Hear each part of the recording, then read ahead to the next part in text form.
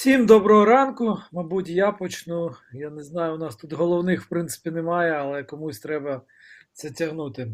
Сьогодні день 8 травня, День пам'яті і примирення. От я би єдине, що забрав би примирення, тому що примиритися важко, власне, з тим, що відбувається. Ось, тим більше, зважаючи на новину, з якої я, наприклад, почав свій ранок, це те, що від авіаудару по школі в Білогорівці, це Луганській області, знаходиться це містечко. Ось виникли пожежі в будівлі школи на площі 300 квадратних метрів будинку культури, і попередньо є 60 загиблих. От, власне, це за повідомленнями голови обласної військово-цивільної адміністрації Сергія Гайдая, вже от евакуйовані з-під завалів 30 осіб, 7 з яких поранені. Це станом на 8 ранку зафіксована ця інформація, але ще раз кажу, попередньо 60 людей загиблих. Тому от поки ми відзначаємо День пам'яті і продовжу примирення, ну, про примирення мені здається, що треба якось забрати. Тому що примиритися важко, в принципі, з цією історією, яку ми зараз всі спостерігаємо. Може, в когось з колег є інші думки.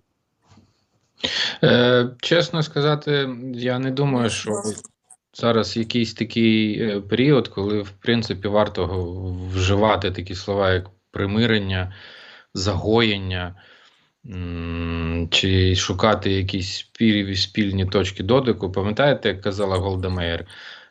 Ми хочемо жити, вони хочуть, щоб ми померли. І це не дає нам абсолютно жодного простору для дискусій. Ну, не можна говорити про примирення з людиною, яка занесла на тебе меча, і чекати, що щось людське в ній оживе. Да. Альона, може, ти теж додасиш кілька слов? Нет, я просто хотела добавить, что я совершенно согласна. Здесь ни о каком примирении не может быть и речи. Только ненависть и только борьба.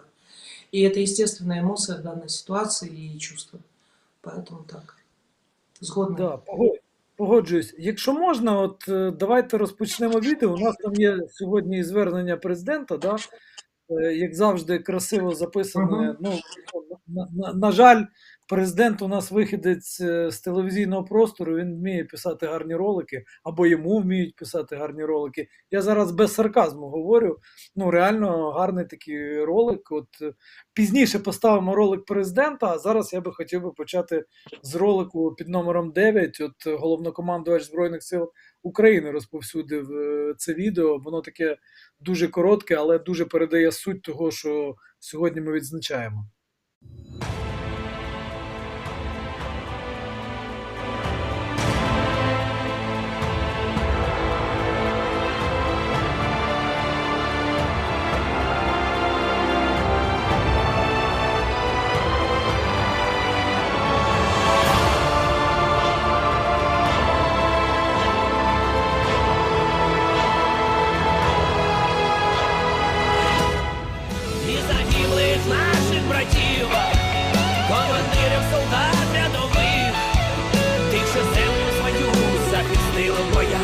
В серцях закарбуємо свої.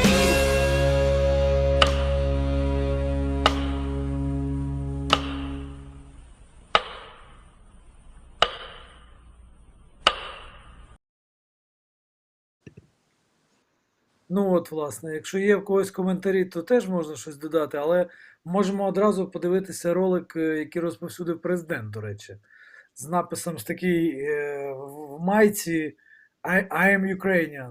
Тобто, в принципі, я так розумію, що в першу чергу це стосується, ну, і нас безпосередньо, але от футболка адресована, я так думаю, що за кордоном теж будуть крутити ролики з України. Тому от, власне, така історія. Якщо можна, давайте поставимо ще ролик президента і потім продовжимо розмову. Угу.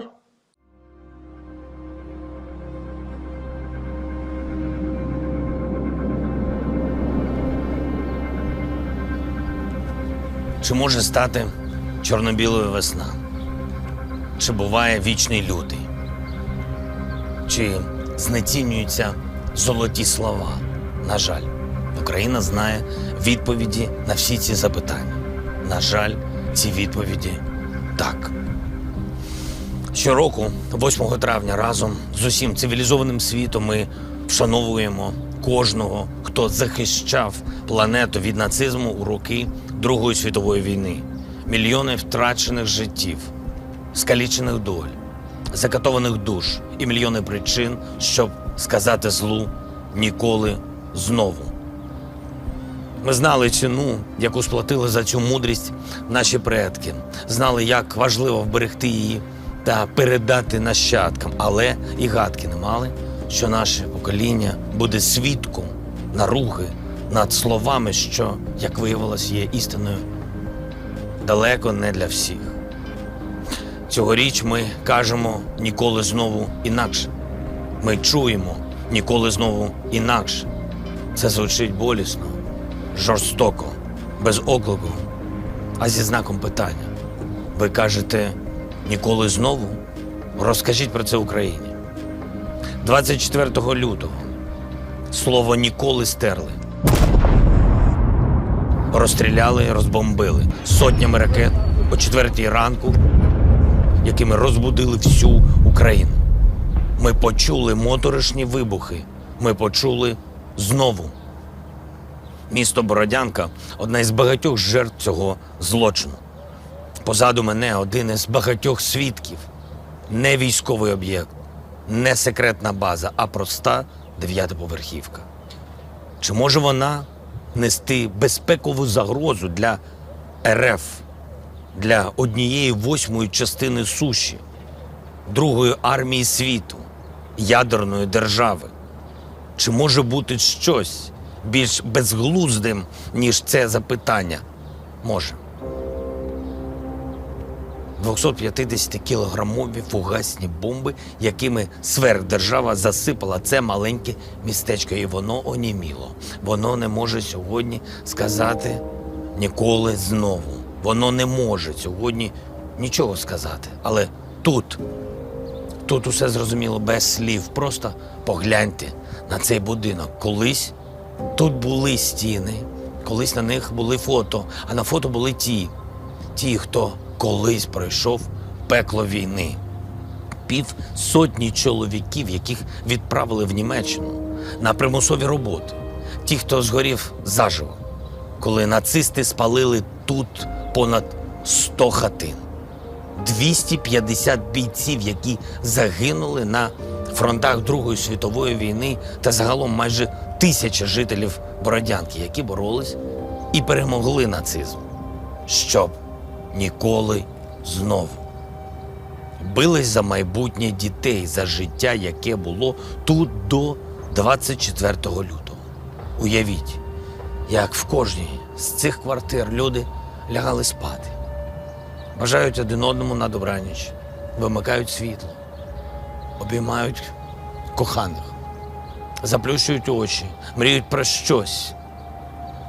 Настає повна тиша. Вони всі засинають, не знаючи, що не всі прокинуться. Вони міцно сплять, їм сниться щось приємне, та через кілька годин їх розбудять. Розбудять вибухи ракет, а хтось не прокинеться більше ніколи. Ніколи знову. З цього гасла виконали слово «ніколи». Ампутували під час так званої спецоперації. Встромили ніж у серце і, дивлячись в очі, сказали «это не ми». Закатували зі словами «не все так однозначно». Вбили ніколи, знову сказавши «можем повторить». Так і сталося. І потвори почали повтори. І наші міста, які пережили страшну окупацію настільки, що 80 років мало, щоб про неї забути, знов побачили окупанта. І отримали другу дату окупації у своїй історії. А деякі, як, наприклад, Маріуполь, третю. За 2 роки окупації нацисти вбили в ньому 10 тисяч мирних людей. За 2 місяці окупації РФ вбила 20 тисяч.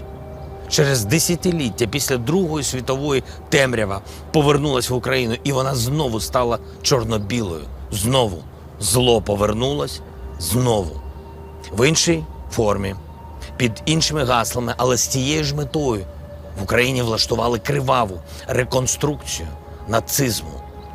Фанатичне наслідування цьому режиму, його ідеям, діям, словам і символам. Маніакальне до деталей. Відтворення його звірств та алібі, що начебто надають злу священну мету, повторення його злочинів і навіть спроби перевершити вчителя та посунути його з п'єдесталу найбільшого зла в історії людства. Встановити новий світовий рекорд з ксенофобії, ненависті, расизму і числа жертв, до якого вони можуть призвести. Ніколи знову це була ода людини розумної, гімн цивілізованого світу, але хтось сфальшивив, спотворив ніколи знову нотами сумніву, заглушив, розпочавши свою смертельну арію зла. І це зрозуміло всім країнам, які побачили жахи нацизму на власні очі. А сьогодні відчувають моторошне дежавю. Бачать знову. Всі народи, яких клеймили третім сортом, рабами, без права на власну державу, чи взагалі на існування, чують заяви, які підносять одну націю, а інші з легкістю викреслюють. Кажуть, що вас насправді не існує, ви штучно створені, а отже безправні. Всі чують мову зла. Знову. І разом визнають болючу правду. Ми не протримались навіть століття. Нашого «never again» вистачило на 77 років. Ми прогавили зло, воно відродилось знову і зараз. Again and now. Це розуміють всі країни і всі народи, які сьогодні підтримують Україну. І попри нову маску звіра впізнали його, бо на відміну від декого пам'ятають, за що і проти чого боролись наші предки.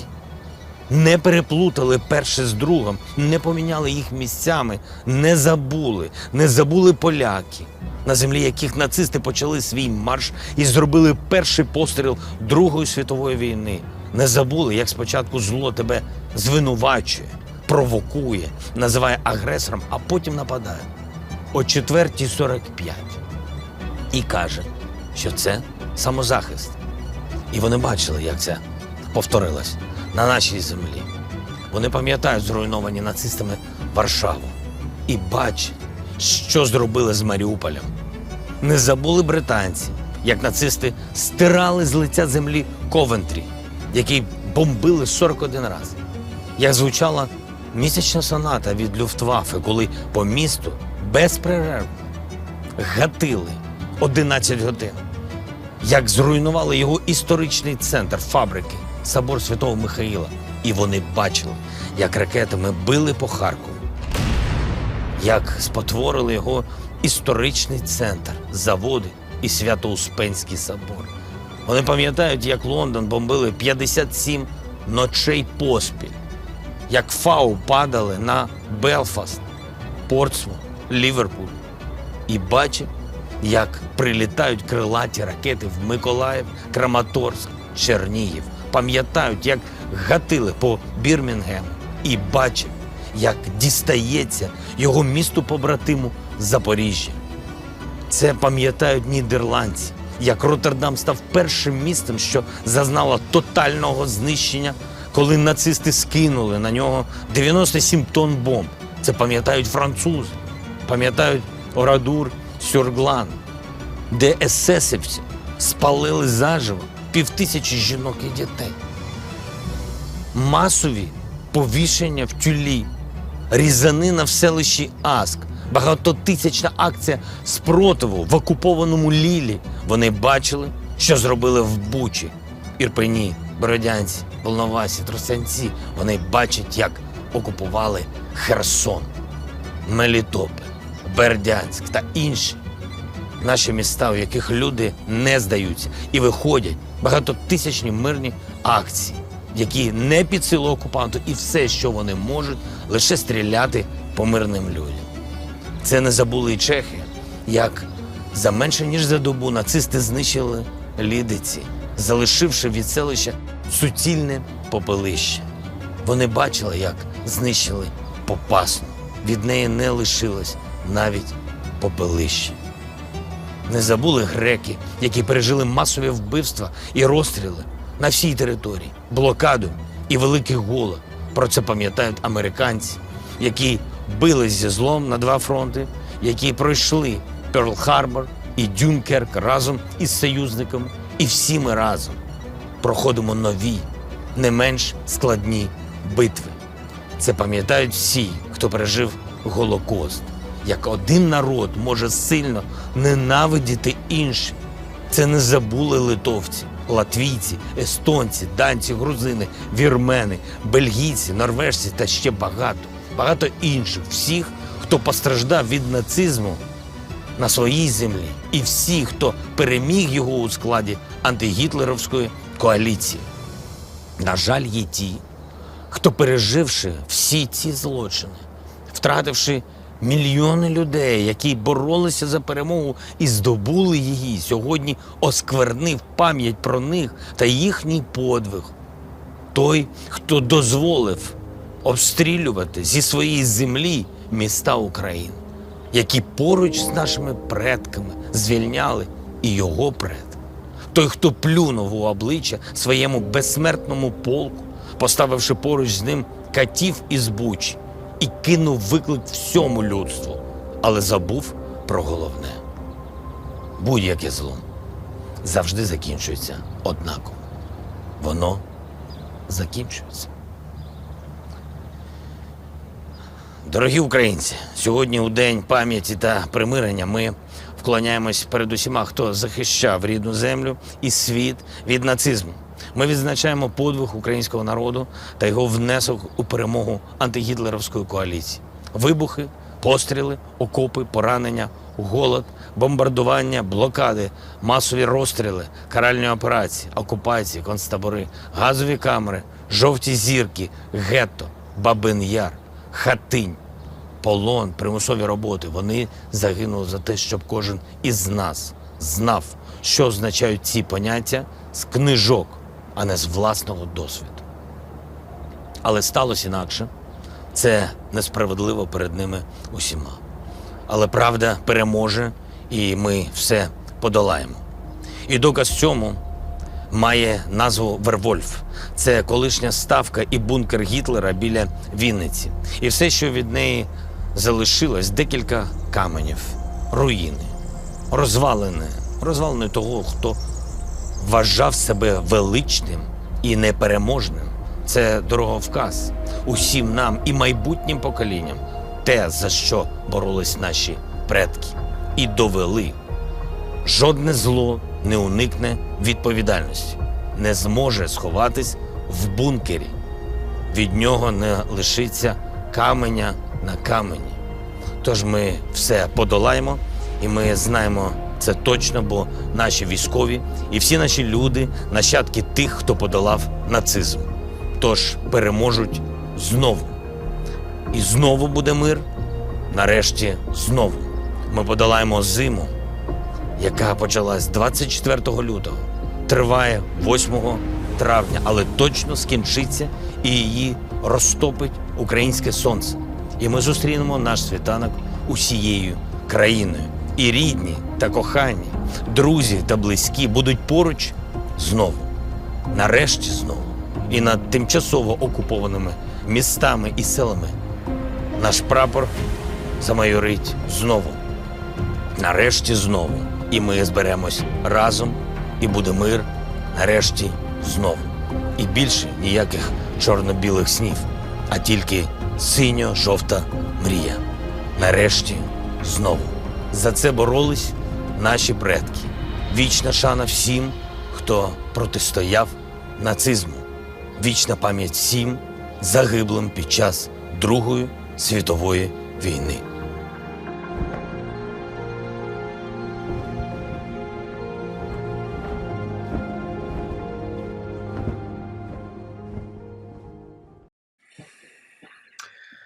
Ну, от такий от довгий ролик. Я, відверто кажучи, думав, що він значно коротший. Я зараз спробую почати. Як людина все-таки скептичного складу, я розумію, що, можливо, викличу там на себе вогонь в коментарях, але в мене, відверто кажучи, станом на зараз багато питань. Ну, почнемо. Я навіть не знаю, з чого почати. Ну, те, що президентська команда вміє знімати ролики, це ми всі переконувалися упродовж там останніх 3 років. В принципі, тут питань немає. Трішки незрозуміло, для кого був цей історичний екскурс, тобто для іноземців чи для українців, можливо, для всіх одразу. Але мені там кинулося в очі чимало деталей. Там оці там ми, ніколи знову, вони. Там, ну, коротше кажучи, традиційна історія, там не завжди зрозуміло, хто конкретно мається на увазі. Ну, з одного боку, зрозуміло, що Російська Федерація, да? Вони окупанти, вони наші вороги і так далі. З іншого боку, оці великі екскурси в різні війни, це до кого? Це по-перше. Я зараз не критикую. Я єдине, що одразу швидко згадав, як у січні президент у своєму зверненні щодо можливого вторгнення Російської Федерації в Україну порадив українцям реагувати головою, а не серцем. Це дослівна цитата. І не думати про нову можливу військову агресію, а краще думати про свята, будівництво нових доріг там, і так далі, і так далі, і так далі. І ми ж пам'ятаємо, як він сказав, що в квітні ми відзначимо Великдень, у травні, я цитую зараз дослівно, до речі, у травні, як завжди, сонце, вихідні, шашлик, День перемоги. І це так само був такий емоційний спіч. Да? А на цьому тижні, от я вже показував вчора це відео Данілова, де він сказав, що та ми ж як могли давали вам сигнали про те, що щось готується. Ну що ж ви не помітили, що я весь час, починаючи з 30 жовтня, був у чорному. Да? Ну, коротше кажучи, не хочеться з одного боку от критикувати, а з іншого боку, вчора, коли вивезли з Азовсталі жінок, дітей і людей похилого віку, там Ірина Верещук, віце-прем'єр-міністерка, одразу там про це заявила на своїй сторінці у Фейсбуці, сказала, дослівно, знову ж таки, цитую, наказ президента виконано, всіх жінок, дітей і людей похилого віку з Азовсталі евакуйовано. Ось. І у всіх посипались запитання в соціальних мережах. Так, а що з пораненими? От посипались просто запитання, і 2 години було мовчанки, аж поки Офіс президента знову відреагував, сказав, так ми ж зараз займаємося. Ну, Сергій, коротше кажучи, можливо, хтось продовжить. Да. Найкраще, коли хтось продовжить замість мене. доречність чи недоречність таких відео, направду, покаже час.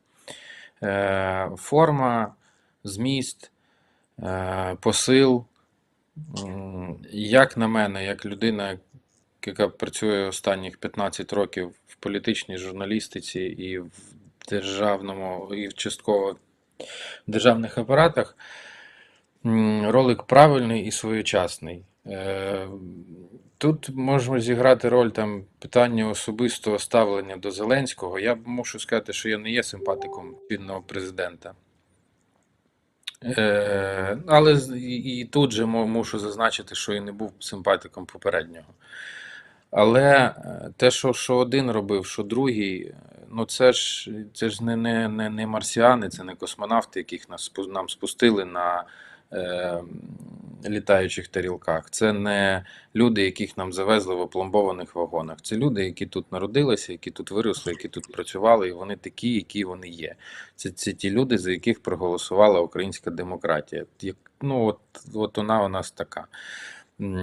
Те, що говорилося там про шашлики, те, що говорилося там про Великдень, да, це викликало тоді дуже багато запитань. Да, тоді було там в певних колах очевидним, що щось буде. Але треба розуміти, що керівництво держави – це такі самі люди, як і ми. Це такі самі люди, які відчувають певні емоції, там мають якийсь психологічний стан. І у мене дуже багато знайомих, яких я особисто переконував до війни, в тому, що війна буде.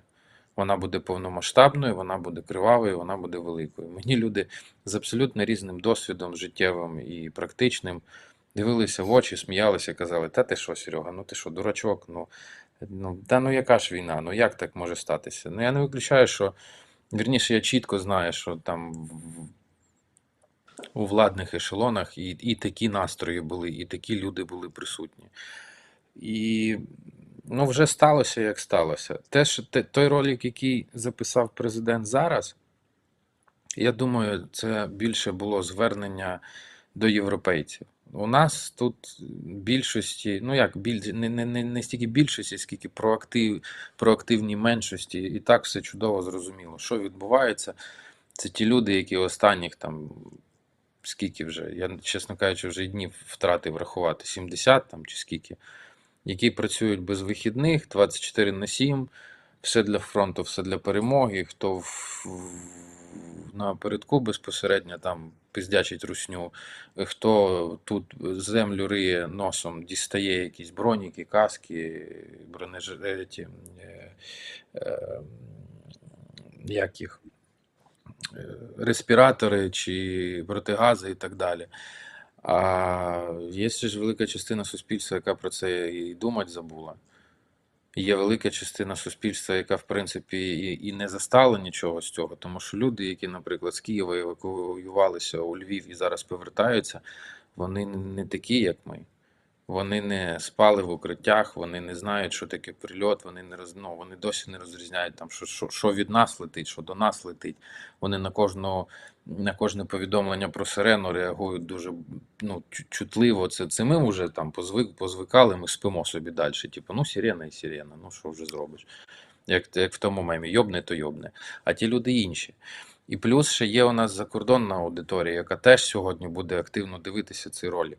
І їм теж треба нагадувати, що таке ніколи знову і чому ми говоримо про День пам'яті, але не про День примирення. Тому що там цього не зрозуміло. Німці нас не розуміють, французи нас не розуміють, британці теж нас не розуміють. Те, що нам зараз допомагає Велика Британія, це дуже велика особиста заслуга парламенту і прем'єр-міністра конкретно цих країн. Але тут дуже велике питання, що там буде, якщо там вони з часом пройдуть вибори і пройдуть другі люди. І з Європою треба говорити, Європі треба пояснювати. І це дуже правильно, що Зеленський стоїть в Бородянці, і позаду нього будинок розчленований фактично. Тому що це потрібно показувати, це потрібно використовувати будь-яку можливість. Я на цьому тижні був в Бучанському моргу. Нам не вдалося, на жаль, це інтерв'ю записати з жіночкою, тому що вона була вкрай пригніченому емоційному стані. Жінка прийшла шукати свою сестру і свого племінника. Там якраз здавали проби на ДНК, і їй спочатку відмовляли, тому що проби ДНК вони спрацьовують лише, якщо це близький родич, тобто батьки або діти. Так як вона не є родичем першого кола, то він просто чисто з практичної точки зору мало взагалі допоможе ситуації. І от якраз її родичі були в цьому будинку в Бородянці, вони жили. Вона каже, і я з одного боку, я хочу їх знайти, або хоча б там якісь там рештки, що-небудь, а з іншого боку, каже, я розумію, що там нічого могло після них і не залишитися, тому що у них квартира якраз от по цьому стояку, який розвалений. І це у нас уже мало хто про це думає, у нас уже мало хто про це говорить, а Захід їм по цимбалах. Німеччина дуже прагматична країна, вони дуже залежні від російського газу. Не буде у них російського газу, їхній економіці загрожує блекаут. Німці вже зараз поскуповували практично всю олію, наскільки мені розповідали, наскільки я знаю, при тому, що вона там здорожчала щось на 1 євро чи що. Вони прагматичні, вони практичні, їм до лампочки це все. Тому це потрібно постійно, от як краплинка води оце в маківку, нагадувати. Тому з цієї точки зору, ролик ок. В нас всередині ми можемо обговорювати його скільки завгодно, там займати різні позиції. Але у мене таке бачення. То я в цілому Можна добавить? Да, Альона, будь ласка. Да, я на самом деле согласна. В принципе, сейчас Сережа практически мои мысли передал. Я как человек, который не долго в медиа, да, мягко говоря, там, с момента бегства из Беларуси, знаешь, часто у людей, у журналистов, блогеров слегка замыливается глаз, когда они смотрят на тот или другой ролик. То есть видно, что за этим стоит. Я, мягко говоря, тоже никогда не была эмпатиком Зеленского. Я даже скажу, что даже находясь в Беларуси, даже плакала, когда его выбрали. Там потом какие-то ситуации менялись, но было так. Но мне кажется, ролик очень правильный. Он тронул даже меня, несмотря на то, что я там понимаю многие вещи, в этом нахожусь. Ролик правильный, правильные параллели, абсолютно правильные. И смотреть, кстати говоря, помимо Европы и таких стран, как Угорщина, где сильны там пророссийские настроения, они до сих пор эти параллели не проводят, это надо капать, капать и капать. Будет смотреть даже то болото, в том числе, которое находится у меня в стране, которое вроде понимает, а вроде и не понимает. И мне кажется, все хорошо. Мне понравился ролик. И по параллелям, и по тому, как он снят, и по посылу. В общем, тот момент, когда вот это умение делать ролики, да, умение быть вот таким публичным, оно было своевременно, скажем так. Друзі, дивіться, от я Вот что я хотела сказать. я от із вами спілкуюся і коментарі читаю, і я хочу пояснити свою позицію раз і назавжди. У мене питань до роликів Зеленського немає і не було, в принципі. Ролики, як окрема історія його життя, виглядають феноменально. Як і серіал Слуга народу, який привів його до влади, як і багато інших його передвиборчих роликів, які досить емоційні, і так далі, і все таке інше. До роликів питань ніколи не було. Вони фахові, професійні, круті. Крапка. До роликів, підкреслюю. Є питання до невідповідності інших роликів. Тобто одні ролики перекреслюють те, що було сказано там 1,5 року тому. Тобто, починаючи з новорічного звернення з 19 на 20 рік, яка різниця, які вулиці носять наші, власне, міста, да? І закінчуючи там сьогоднішнім роликом, що там якраз десь проскочила фраза, що дуже важливо. Ну, є питання до невідповідності одного ролика до іншого. Це перше питання. Є питання до якихось реальних кроків, до реальних речей, до реальних наказів, які були підписувалися там 2 роки тому чи 3 роки тому, і зараз. Тобто є багато інших питань, а до роликів питань немає. Дуже круті ролики. Були, є і будуть. Все, до самих роликів ніколи не виникало. До Я тебя роликів, як понимаю, но до вот здесь как раз... окремого продакшену, як до фаховості людей, які це все вигадують, взагалі, знімають чепчик, і, в принципі, ми можемо конкурувати з найкращими зразками світового кінематографу, рекламного мистецтва і так далі. До роликів питань немає, є питання до іншого. І у нас всіх коротка пам'ять, зважаючи на те, що ми дуже швидко все позабували, все, що було упродовж останніх 3 років. Невідповідність того, що було, і того, що є зараз. До цього є велике питання, до короткої пам'яті є питання, до конкретних наказів, підписаних раніше. Я понимаю. Можно я задам вопрос? Так мне же кажется, что не идет речь о... Вот как раз, это же интересная, важная тема. Мне кажется, не идет речь о какой-то забывчивости. Речь идет о том, чтобы это было переложено на после победы. Разве нет? Скажи. Вот эти вопросы, которые к прошлому, к тому, что происходило, когда мы сейчас сосредоточены, и там он является главнокомандующим. Вот тема ведь важная. Стоит ли трогать это сейчас, или все-таки это должно быть переложено на тот момент, когда это все закончится? Да, я відповім на це питання, я вискажу свою точку зору і ще раз підкреслюю свою точку зору. І ще раз можу підкреслити свою точку зору. Крапка. Знаєш, точка зору наступна. Питання не на часі і після перемоги – це теж частина якоїсь передвиборчої технології. Дуже уважні люди бачать, що насправді відбувається зараз в тому числі вирішення багатьох внутрішніх політичних питань. Тобто війна війною, а боротьба за вибори, за майбутнє і так далі ніхто ж не відміняв насправді.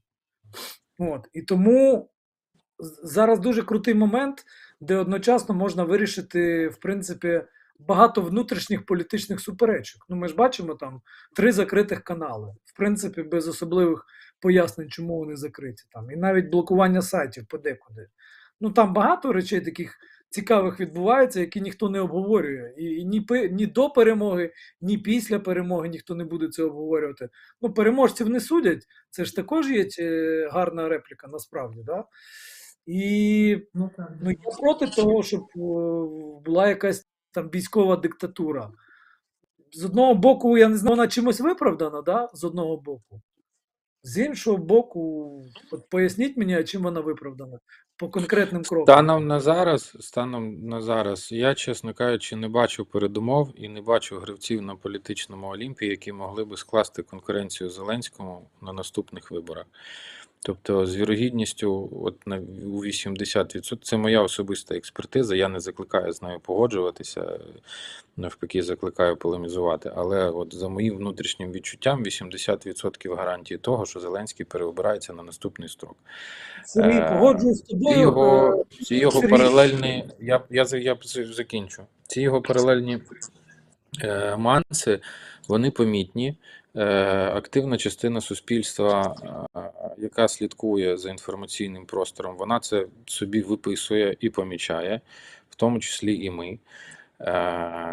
Інша активна частина суспільства, який просто зараз не до цього, вона все одно до цього рано чи пізно прийде. Вона там відновить свої ресурси і повернеться до цього. Чи є ризик того, що це буде, у нас буде розбалансована політична система після війни?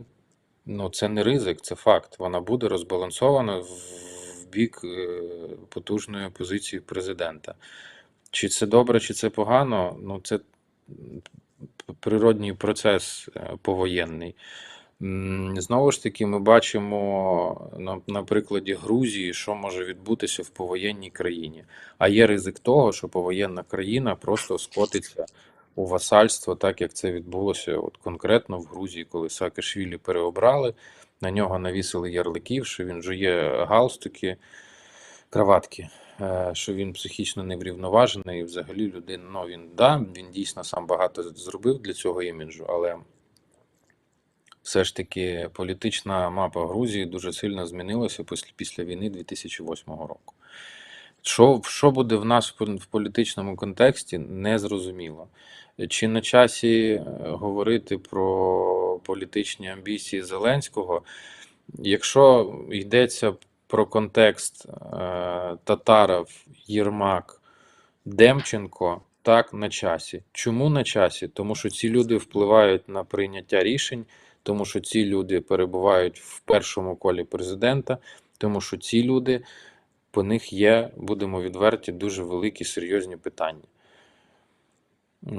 Яка зараз атмосфера на Банковій, які зараз у них там поміж собою відносини, хто кому платить за яку медійну присутність, особисто в мене зараз часу відслідковувати немає. Чи це відбувається? Я можу припустити, що так, тому що певні ознаки є. Чи це мені подобається? Ні, мені це не подобається. Чи час зараз розбиратися з цим? Ще раз кажу, в контексті окремих прізвищ, так, це завжди на часі. Але в загальному контексті все ж таки переключати увагу виключно на те, щоб випороти якихось негідників, поки воно йде так, як воно йде, не знаю. Це дуже велике, дуже серйозне питання. З іншого боку, для цього ми створювали ж там Національне антикорупційне бюро, Державне, як там воно? Державне бюро розслідувань і так далі. Де вони? Не ясно, в яких котлах вони там, де зараз, в яких там в Ужгородському, там, я не знаю, чи Львівському вони там горять. Але вони там мусять роздуплитися і вже робити свою роботу, тому що час спливає, І ці всі консерви, вони працюють і працюють абсолютно не на благо України. Чи вони там є? Безумовно є, тому що Росія все ж таки 30 років працювала над тим, щоб вони там були і працювали. Ну, я єдине, що додам, ну, хотілося там зачепитися за деякі фрази, але спіч був такий великий, що я вже не хочу навіть повертатися. Ну, я єдине, що згадаю, що ти сказав, 80% в принципі там зараз умовний рейтинг президента, да? Ну, я правильно процитую? Ні, 80% це я оцінюю вірогідність того, що він виграє наступні вибори. Да, Рейтингів у мене немає, я їх давно не бачив, я взагалі не можу спиратися на цього. Я з тобою не можу не погодитись стосовно 80%, особливо після того, як 3 телеканали вимкнув концерн РРТ, тобто їх можна дивитися там в цифрі, по кабелю, ну як в цифрі, не всюди, до речі, можна дивитися. А коротше кажучи, від загальнонаціонального цього ефіру, грубо кажучи, вони відімкнені. Да? А решту там, якщо в когось є якісь способи, можна дивитися. Так от, після цього відімкнення, ну якась, так скажімо, альтернативна точка зору, ну вона вже стала менш такою чутною. Це по-перше. І це, безумовно, впливає також на подальший хід подій. Мене зачепило на цьому тижні, як я бачив відео на початку тижня, десь здається, коли почалася перша евакуація, там перший автобус з Азовсталі. І всюди проскочило воно це відео, яке було дуже професійно зняте, що це от, власне, за підтримки Єрмака все це відбувалося. Розумієш? Мене такі речі дуже сильно короблять. Ну, якщо ми, країна, яка рятує своє життя своїх громадян від найменшого до найстаршого, умовно кажучи, це треба робити тихо. І, в принципі, головне, щоб ці життя були врятовані. Я от проти зайвого піару з конкретними прізвищами. З конкретними, підкреслюю, прізвищами. Бо там це все було б дуже професійно зняте. Це подавалося, що це заслуга там, керівника Офісу президента і так далі. Стосовно Татарова, теж в мене є великі запитання. Ну, людина ж однозначно відмітилась у 2014 році, в принципі. Ну, вона, як ми бачимо, навіть була там люстрована, да, здається, а потім виявилось, що нічого вона не люстрована, і можна влаштувати на цю посаду, і, в принципі, вже ніяких запитань немає, як кажемо, не на часі. Да? Я теж тут з тобою погоджуюсь, що ну, є питання, які продовжують залишатися на часі. І от ще один маленький момент. От, наприклад, Миколаївська влада зараз збирає, там вже проблеми з водопостачанням у місті, тому що прилетіло там, побомбило чимало цих об'єктів, які забезпечують життєдіяльність людей. Да? І от я зайшов там, на Українській правді висить таким чорним шрифтом, практично в топі, висить новина про те, що збирають гроші на відновлення там водопостачання. Там потрібно закупити якісь там фільтраційні споруди, і, власне, не вистачає. І там сума, коли ти переходиш за цим посиланням, сума 3 мільйони 200 тисяч гривень. І там показано, що Миколаївський заступник Миколаївської мерії звернувся, власне, до те, що ми збираємо кошти. От знову у нас якісь важливі речі відбуваються через збір коштів. Тобто громадяни збирають на броніки, громадяни збирають на каски, громадяни купують автомобілі, громадяни там мають там, значить, купу всього зробити, але 3 мільйони 200 тисяч людей і водопостачання в величезному такому місті, як Миколаїв, порушене, це не така велика сума, щоб держава з якогось там резервного фонду не могла швидко усунути цю проблему. Ну от в мене дуже багато банальних питань виникає. Ну, є речі, які безпосередньо стосуються держави. А виявляється, що державі знову допомагають в чергове багато разів громадяни. Ну, якісь речі треба міняти і під час війни, мені здається. Стосовно нашого державного устрою, системи державного і місцевого управління, це дуже довга історія. Я можу про це розповідати годинами і днями. Я працював і в Міністерстві закордонних справ, в Міністерстві аграрної політики і співпрацював останніх кілька років з Київською міською державною адміністрацією. Чи є проблеми? Їх маса.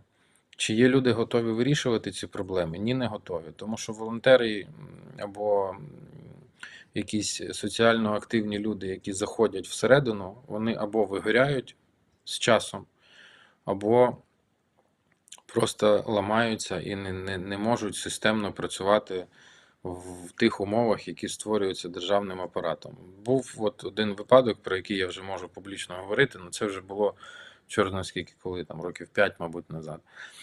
Коли Тарас Кутовий, царство йому небесне, міністр аграрної політики, зайшов в міністерство, зайняв крісло, він фактично зразу звільнив директора одного з департаментів. Ну, з очевидних причин. За 2 місяці цю людину поновили на посаді, тому що тільки ця людина, як виявилося, може порахувати фінанси міністерства. Жоден спеціаліст інший просто не міг розібратися в тому всьому, що там відбувається. Чисто от професійно. Або треба було винаймати якимось чином спеціалістів, які коштують таких бюджетів, яких в принципі в міністерстві ніколи не було. Або ще один приклад. В міністерстві була компанія, яка забезпечувала транспортом міністерства. Тобто фактично йшлося про, ну, в будь-якій держструктурі є ж свої гаражі, да, свої автівки. А це була компанія, яка на аутсорсі там, здавала автомобілі міністерству в оренду. Чи цю практику припинили? Да, припинили. Чи вона поновилася після того, як змінився міністр? Так, вона поновилася. І таких прикладів просто мільйон. І не треба забувати, що ми все-таки Запорізька Січ в масштабах держави.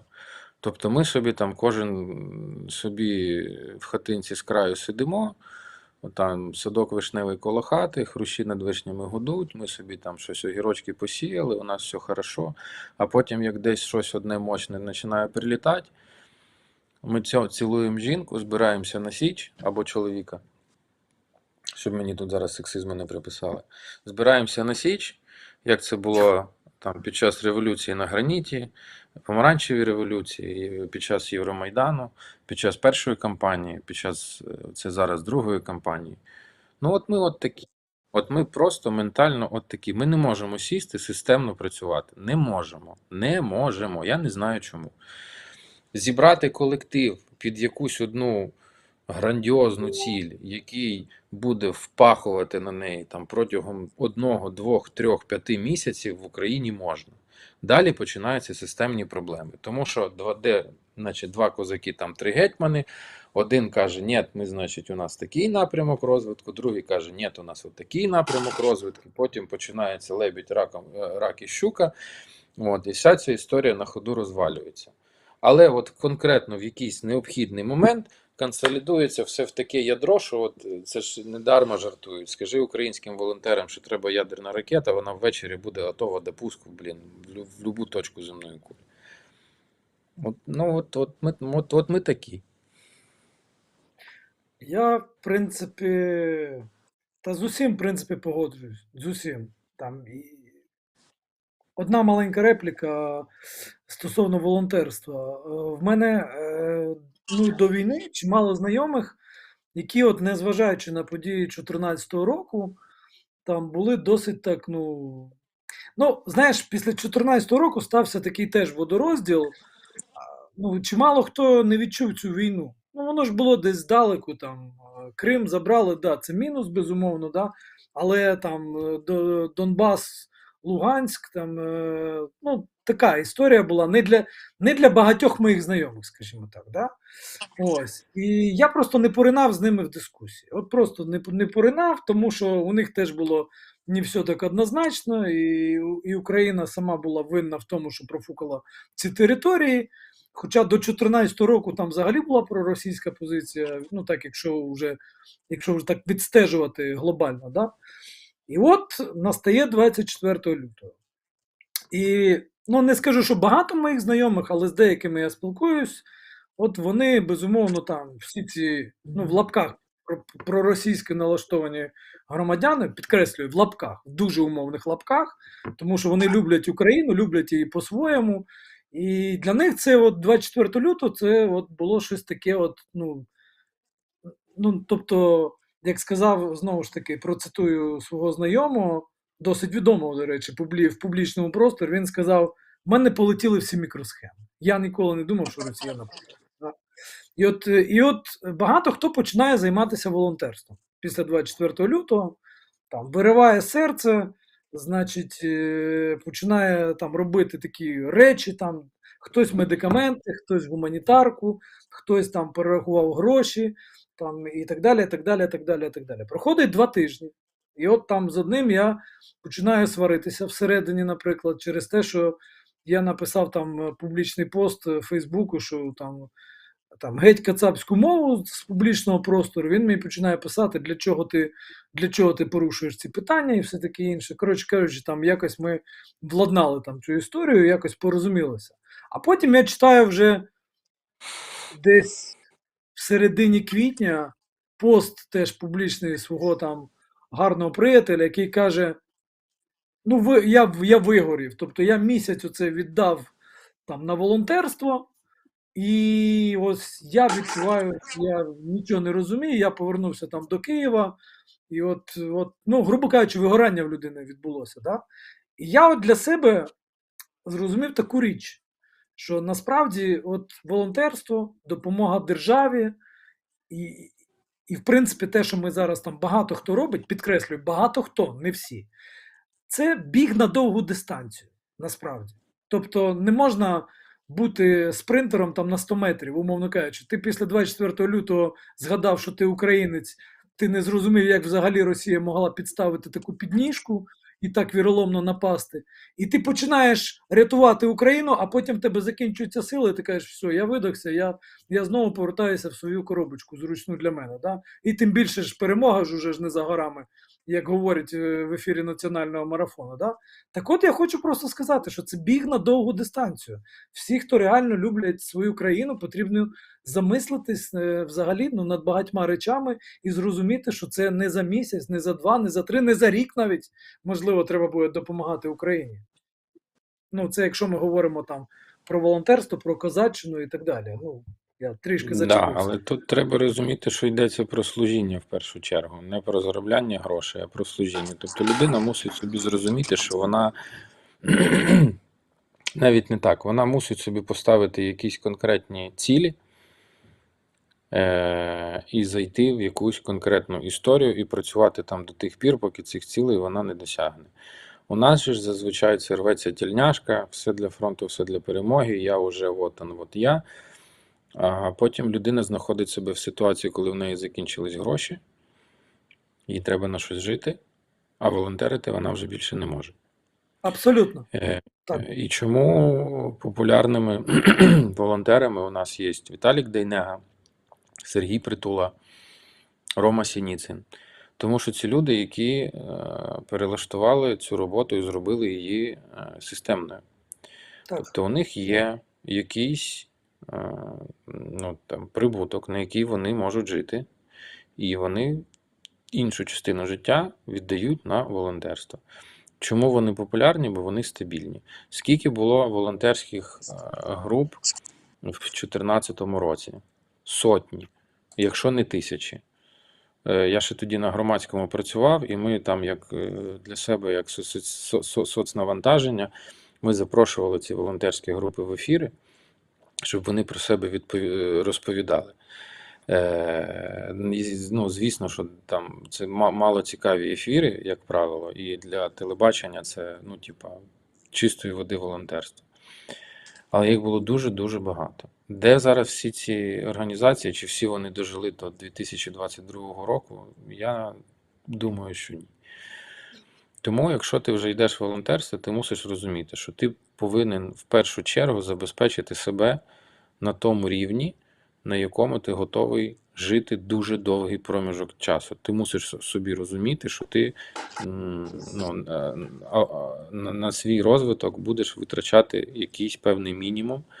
І це дуже така, скажімо так, не прогресивна історія з точки зору особистості.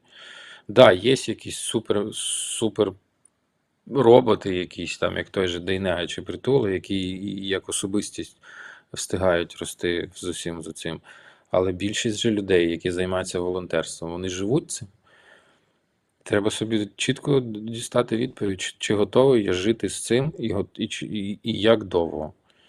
І не визначати собі це як життєву ціль. Хочеш поволонтерити, визнач собі показники, визнач, чим ти конкретно хочеш займатися, зроби це і вийди. Не треба доводити до ручки, не треба доводити до істерик, бо як буває, що коли людина вже сама по собі, от у неї якийсь емоційний стан такий вже дуже пригнічений, і починаються ці істерики в Фейсбуку, типу, от ви не можете навіть зібрати там на то, на сьо, на п'яте, десяте. Ну так все, значить, треба закривати лавочку і казати, ну от я допоміг чи допомогла от в таких межах. Я зробила, ми зробили, дякую всім. Далі я працюю для себе. І це не є погано, це нормально. Погоджуюсь. Ще одну важливу річ згадав, що хотів би додати, власне, от волонтер потребує певної фаховості. Це дуже важливий момент, і ну, я от зараз дві речі скажу. Там ми встигнемо зараз до гімну, мені здається. Значить, перше, ну, треба всім роз'яснювати. Якщо ти не треба рвати на собі тільняшку і поринатися з головою в процес, який тобі взагалі невідомий, і ти правильно назвав там 3 людей Притула, Дейнега, от не пам'ятаю, ще третій хтось. Сініця, люди, Рома Сініця. Так. Ці люди, які з 2014 року системно цим займаються, вони вже знають, де що можна дістати, за скільки грошей, як це все логістично, значить, доправити до України спочатку, а потім напередок, як це все перевірити і так далі, і так далі, і так далі. Да? А є люди, які кажуть, треба щось робити, і починають там збирати кошти, а потім там в когось крадуть гроші з карточки, тому що він переводить там, умовно кажучи, якомусь постачальнику. Я знаю такі історії реально. Постачальнику, якого він вперше йому хтось порекомендував, і які там є навіть випадки, знаєш, які мені повідомляли, є навіть випадки, коли відсилають там GPS-трекер, буцімто показують, як пересувається вантаж. А насправді ніякого пересування вантажу немає, і потім, коли все ж таки стається зрозумілим, що тебе надурили банально, людина вирубає телефон і все, її не знайти. Ну, можна потім скаржитись там в банківську установу, там на карточку цієї людини там капали гроші, там потім банк буде блокувати, розбиратися, але грошей вже немає. Да? І ще одна така цікава річ, от, наприклад, якщо ми говоримо точно, от зараз там, наприклад, автомобілі, які потрібні там для фронту, ці пікапчики L200, там, Toyota, там, я вже не пам'ятаю, яка саме, але такі напіввантажні, умовно кажучи. Да? От дуже багато поганих машин, якщо ти непрофільно займаєшся цим, наприклад, можна купити десь і там відправляють їх потім на передову. Мені от розповідав мій знайомий оператор, який в одній з частин ЗСУ прикріплений там знімає. Він каже, що ну просто-напросто там є якась людина, яка каже, що ви нам везете? Заїдьте там, завезіть цю машину на СТО, я вам скажу де. Хай вони її перевірять. Якщо вони мені кажуть, що ця машина готова, тоді аж після того везіть її на фронт. Мені корчів не треба, які ламаються там, грубо кажучи, на перші сотні кілометрів. Так? І таких історій дуже багато. Тобто всім цим волонтерством мають займатися профільні люди. А решта, якщо не знає, не розуміє, де дістати і щоб не стати жертвою шахраїв, нехай просто намагається налагоджувати там бізнес. Якщо не бізнес, то просто ходить там на роботу, розбирає якісь там завали і так далі, і так далі, і так далі. Все зараз корисно. Навіть там 10% від наполовину порізаної зарплатні, навіть 10% відправлені на фронт або 5%, хто скільки може, вони важать дуже багато. Тобто кожен має займатися своєю справою, а не вбігти в горнило війни і втрачати там зусилля і рештки капіталу. Да. Зараз гімн, можемо повернутися після гімну до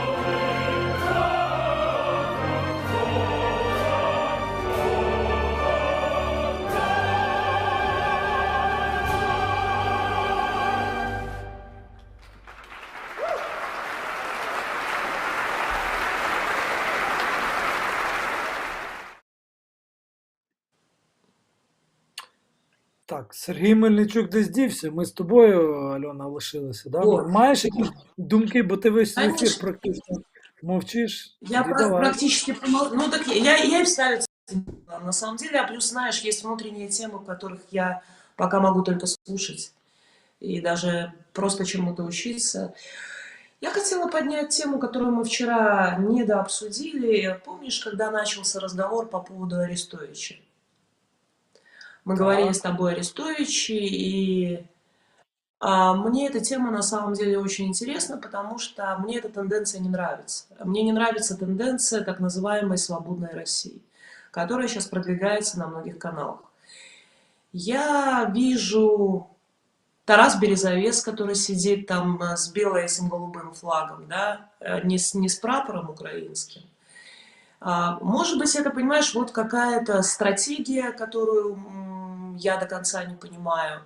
Но когда говорится в эфире, что даже полк, который находится здесь, не воюет за Украину, мы им разрешаем не говорить там «Слава Украине», вот этот вот российский так называемый этот легион, да, белый или как он называется, они воюют за будущую Россию без Путина настоящую, то я понимаю тенденцию, которая, мне кажется, достаточно неприятной, и я бы даже сказала страшной. То есть, понимаешь, вот это вот не движение к развалу империи, а к созданию какой-то, ну, в моем понимании, как я это вижу, к какому-то примирению с так называемой будущей Россией, которая есть другая. Вот что ты думаешь на эту тему? Ну, то есть я все время хочу поднять эту тему. Я тогда была сильно очень возмущена этим эфиром у Фейгина, и я посмотрела. Стараюсь, кстати, особо не смотреть. Ну и так далее. И соответственно, вот...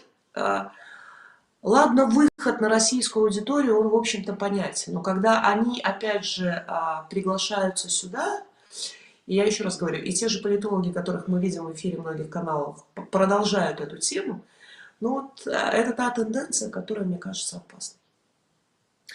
Ну, На которую дивись, я слишком мало обращает внимание сегодняшнее общество. Дивись, я би взагалі от не хотів би говорити там про Росію, як нам бути з Росією, що не так з Не, Росією. мы же не там, говорим, і так как далі. быть, Сереж. Это же не вопрос, как быть. Это как Я- раз я- продвижение в украинском инфополе идеи. Просування ще раз чого? Я говорю, это ж идет в украинское инфополе, это же говорит Арестович, да, который там ратник президента. То есть я об этом. Но если ты не хочешь, мы эту тему и не будем трогать. Ні, Она я очень можу і интересует. я Да. можу і дуже просто. Ця тема дуже просто вирішується. У нас є Міністерство культури і інформаційної політики. Підкреслюю, культури плюс інформаційної політики. Раніше, до речі, було два різних міністерства, але їх об'єднали 3 роки тому, якраз, до речі, з Мгм. приходом президента.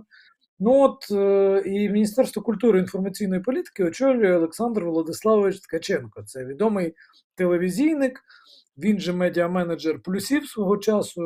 Там, хто не знає, можете послухати його розмови з Коломойським, якому належить телеканал 1+1, де він під козирьок бере «Єсть, Ігор Валерійович, виповним», все понятно, как би, і так далі. Да?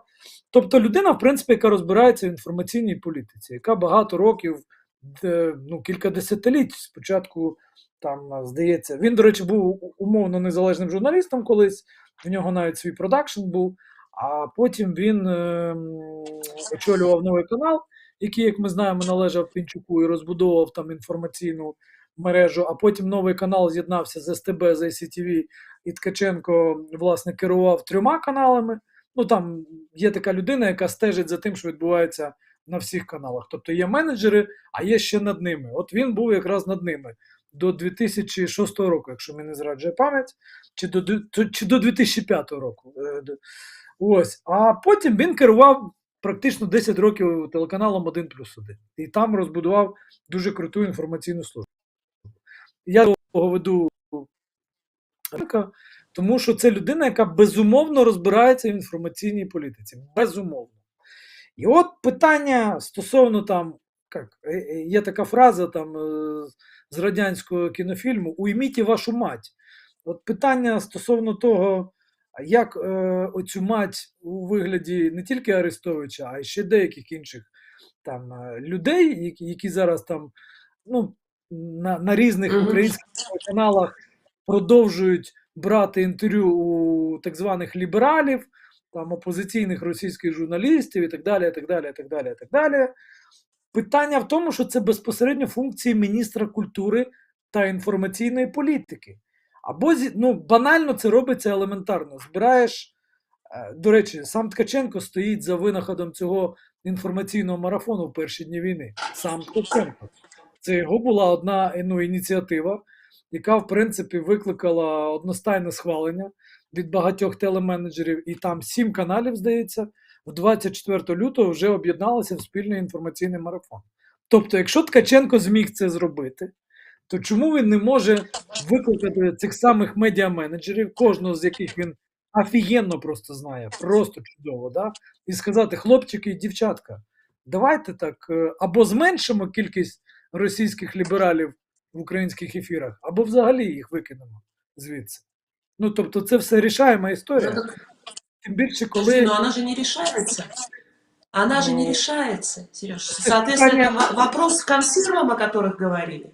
Ну, дивись, ми можемо тільки піднімати цю тему, Ну, розраховуючи так на те, поэтому що ця тема після того, як ми з тобою поговоримо, ще хтось поговорить, а ще хтось напише і так далі, що ця тема потрошку розкрутиться до таких масштабів, що ігнорувати її стане неможливо. Оце наш маленький внесок. Да? Але, в принципі, на даному етапі ні ти, ні я не можемо сказати менеджеру там каналу Україна, наприклад, що ну може вистачить там запрошувати Піонтковського. Да? А от стосовно того, щоб Арестович не ходив до Фейгіна, це питання до самого Арестовича. От він радник на позаштатній основі. От мені вчора там поправили в коментарях, я, до речі, не був впевнений точно. От як змусити Арестовича не бігати на російські ефіри, які він, вочевидь, використовує для розкрутки власної ж популярності? Це питання точно не до міністра інформаційної політики. Можливо, це питання до тих, Ну, хто набирає собі позаштатних радників, щоб вони, можливо, там викликали Арестовича і сказали йому: слухай, ну ти бачиш, суспільство нервово реагує, коли ти там кожного вечора сидиш у Фейгіна. Ну, мабуть, ну там або припиняй, або тоді давайте не, ну, понимаешь, радником, я або просто понимаю, Арестовичем і крапка. Ну там громадянин України Олексій Арестович, який, в принципі, може робити все, що завгодно. нет, ты пойми, я же Арестовича беру как пример. Мы можем на самом деле много. Мы можем Так, у нас якась затримка в ефірі. Я думаю, взагалі, що... общественное мнение влияет. Мне просто не нравится появившийся... Да, мне не нравится появившийся нарратив. Понимаешь, дело не в том, что он сидит там на российскую аудиторию. Дело в том, что он вещает. А вещает он о построении России будущего. Как бы причастности Украины к построению свободной России. И это появляется там. На это никто не обращает внимания. И мне кажется, эта тема просто глобально важна. Потому что цель ведь, она определяется сейчас, в том числе борьбы. Она определяется сейчас. Мы боремся просто против узурпатора, а дальше будет все как будет. Или мы отграждаемся стеной, понимаем, что там должно все развалиться, и мы к этому никак не причастны. Я поэтому и поднимаю бесконечно эту тему. И мало где об этом говорят. Я вот что имела в виду. Конечно, не то, что он там сидит у Фейгина, пусть он сидит хоть у черта лысого. Важно, что он говорит и показывает. Ні. И он другие. Фонд 24, вот этот на 7 в том числе. Я категорично не згоден. Знаєш. Дивись, я би відокремив слово «ми», яке тільки що прозвучало від тебе. Є ми народ України, а є Олексій Арестович, сам по собі громадянин України за паспортом, і, власне, він собі будує зараз політичну кар'єру. Ну, це ж не секрет. Він же ж там кілька років тому казав, що в нього є амбіції стати президентом. От, по суті, він ці амбіції виконує. Ну, питання до Арестовича в мене, як у громадянина України, безумовно, є до іншого громадянина України. Але наразі він є публічною особою, навіть в статусі позаштатного радника. Оскільки він публічна особа, то, державна публічна особа, підкреслюю, то я вважаю, що йому треба припинити ходити на російські ефіри і говорити там отсебятину, перепрошую, там, про Росію. От я вважаю, що це така дуже складна історія, і вона точно зараз не те, щоб не на часі, а він не має права туди ходити, поки він є держслужбовцем. А як він перестане бути держслужбовцем, та ходи хоч до Путіна, ходи і радься з ним, як переобустроїть Росію. І тоді до тебе питання будуть від Служби безпеки України. Ну це вже окрема історія. От нам тут трішечки нас підганяють, що, мовляв, треба закінчувати ефір, ми вже затягнули. Давай, власне, на цьому ставити крапку. Сьогодні День пам'яті. Давай поставим. Да. Все так. Я бы предложила в конце поставить видео Каунаса, такое доброе видео о поддержке, то, что сегодня происходит в Каунасе. Оно маленькое совсем, на Так, і завершение. на цьому ставимо крапочку. 8. Да, всім гарного настрою. Па-па. Так.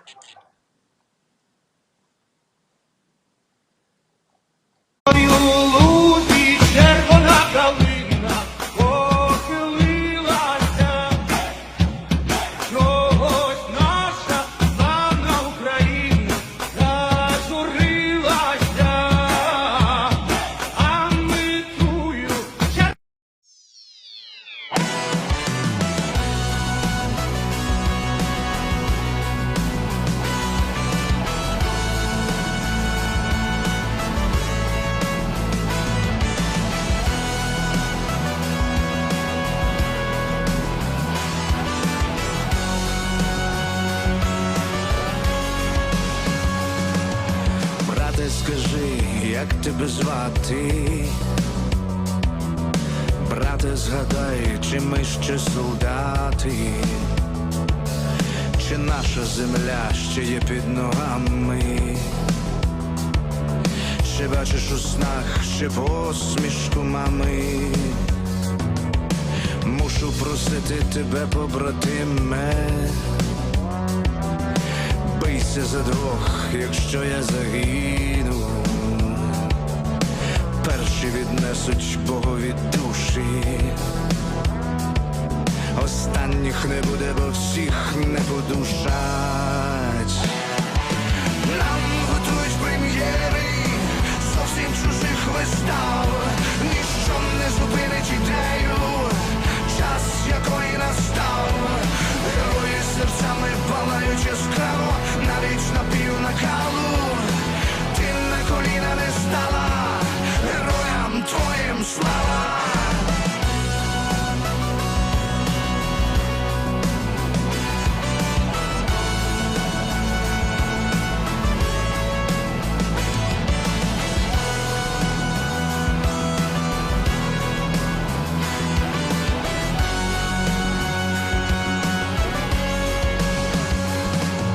Встаньте, брати, не майте страху. Ми не поляжемо в цьому бою, бо рано до раю шукати дверей.